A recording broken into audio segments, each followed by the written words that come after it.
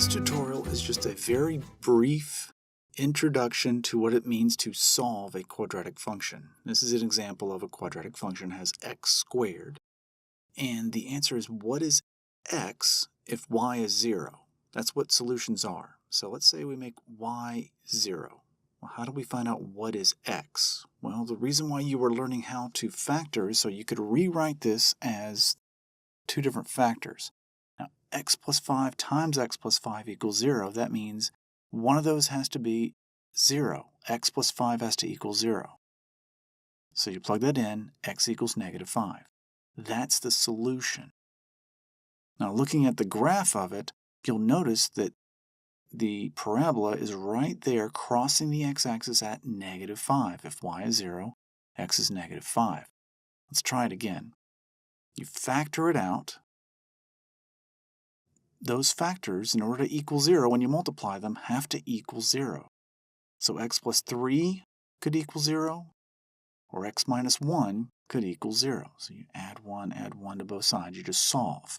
So what is x when y equals 0? X could be negative 3, or x could be 1. And looking at the graph of it, you'll notice that it crosses the x-axis right there at negative 3 and 1.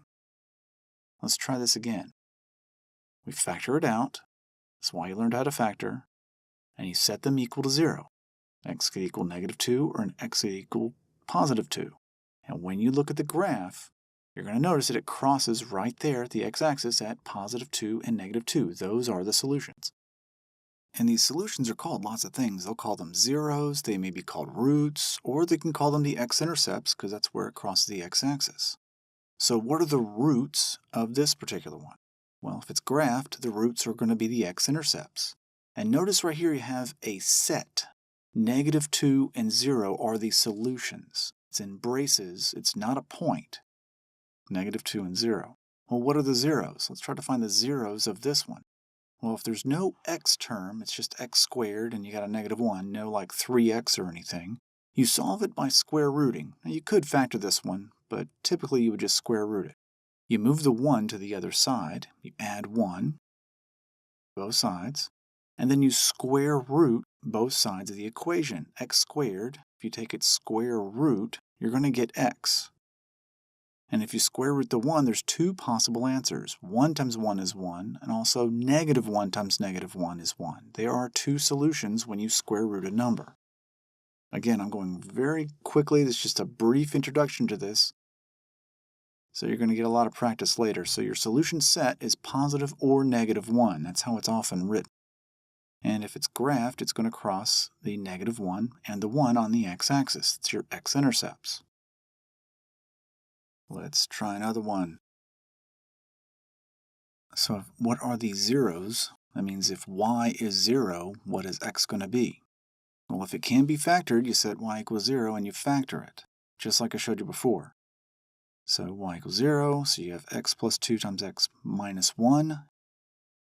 In order for that to equal 0, either x plus 2 equals 0 or x minus 1 equals 0. You set them both equal. Subtract 2 from both sides. X is equal to negative 2.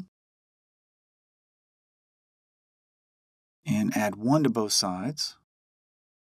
X is going to equal 1. Notice it's the opposite of those signs. Negative 2 and positive 1, those are going to be your x-intercepts. Notice that it's a set in braces. Your solution set is negative 2 and 1. And the graph looks something like that. Let's try one more. What are the solutions? Well, you have 2x squared plus 5x minus 4. Well, if it can't be factored, you're going to have to use the quadratic formula. Now, the quadratic formula always works. I'm not going to go into detail about how to use it here.